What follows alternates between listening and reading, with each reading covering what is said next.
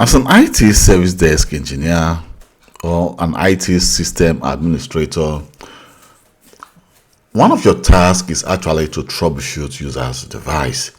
If, for example, a user calls you and says, well, my device is very, very slow, or I'm having issue with my device is not responding, what you want to do is the following. You want to first of all ask that user what the problem is. You want to get as much information from the user. It's just like, for example, when a specific person goes to the doctor and say to the doctor, I have a problem. So the doctor is going to collect a lot of information from that user before the doctor begin to even do some tests, check that person and know what the problem actually is. So it is the information that you tell the doctor that the doctor will use actually to diagnose you and start to do some tests. So the same thing works it's actually the same process you're going to be doing as an IT system admin. When a user tells you he has a problem, sometimes, the user may not put it in the right context. He may not tell you what the issue is in the right context. But you as an IT system admin or service desk engineer, it is actually your task to now detect what the problem exactly is. Based on the fact that I've been working in the IT field for the past 12 years, before user begin to tell me what the issue is, I already know what the solution is. So TaskManager is one of the tools you'll be using to actually troubleshoot a user's device. So with the TaskManager, you can actually monitor and manage running processes, check system performance metrics, and troubleshoot various issues on your Windows computer. So to open TaskManager, we want to do the following. I can actually right-click on my device. Here you can see we have TaskManager, or I can actually right-click on my taskbar. Then you can see we have the Task Manager. So right now the Task Manager, before it was actually different, but right now you can see the Task Manager with the recent update of Windows operating system. You can see it has actually changed. So let me just expand this. So at this moment you can see the process of the Task Manager. You can see all the different apps that's actually running, all the different applications that is running on this device. You can see their name, and then you can see the central processing unit amount they are using. You can see this is actually 4.2 is actually in percent. You can see this is actually using like 8%. It's using totally 8%. And the memory is about 44%. And the disk usage is very, very low. It's about 0 to 3%. And you can see that with the network, it's actually very low. At this moment, I'm not doing anything with the network. But if you are doing a lot of, for example, you are trying to open the internet, you are going to check in a lot of websites, your internet will actually increase. And you can see that the disk just increased, memory just increased, and also the CPU just increased because of the activity I did. So if for example, I decide to click a specific page, you can see that everything just keep on increasing. Why? Because of the page I just opened. So if I close this, it's going to actually you can see Microsoft Edge is taking a lot of my memory, my CPU, my memory, my disk. But right now I just close Edge, and it's trying to actually go down, and you can see the CPU is actually going down. And then we can actually go to performance. For example, we can actually try to monitor our device using the performance, and here you can see what is going on with my CPU. Now my CPU just dropped. So let's try to see, for example, when I open Edge, let's see what happens when I open Microsoft Edge with my CPU. So if I open Edge, for example, you can see my CPU just skyrocket to about 100%. And again, it begins to drop at the same time. You see it's now dropping.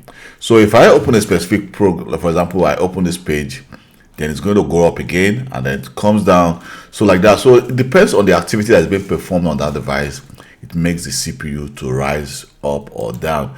So when a user complains that the CPU is consuming there's a specific app is consuming a lot of CPU, you want to actually check how high the CPU is, what percentage is actually being consumed with the CPU.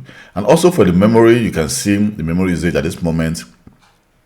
I have about 8 gigabytes. I'm just using about 3.7 out of 8 gigabytes, which is about 46 to 50%. So I think I still have a lot of memory to actually use, so that should not be the issue. And my disk as well, you can see for the disk, well, the disk is not a problem because I'm just using, I think, between 0 to 5% of my disk. And at the same time with the internet, you can see we have disk 1 as well, because I have 2 disks in this device. We have our internet as well.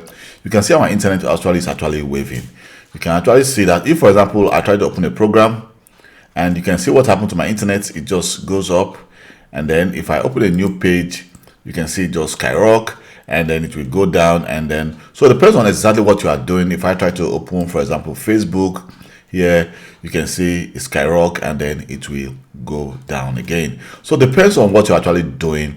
It will make your the task, your internet consumption, to be going up and down. Here we want to actually see all the app history. You can actually see all the app history. You can see the CPU time, the network, the notification, and much more. But if I go to my startup apps, which is also very important, if a user complains that his device is very slow, it's not starting up very well, you want to go to your startup apps to actually check what the issue is.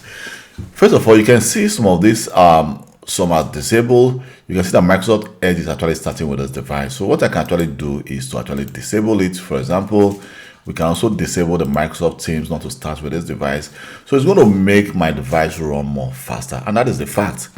Sometimes you have, if you're working for a company, you have users who have like a lot of applications that are starting with their device, and they complain that their device are very slow. So my advice to them is to tell them that, please, you will need to reduce the apps that start with your device. It makes your device actually run more faster.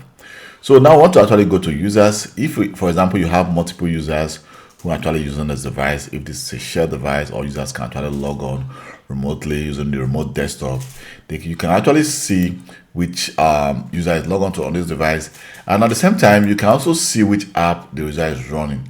So I can decide to actually end this Microsoft Edge. Right now you can see Microsoft Edge just ended.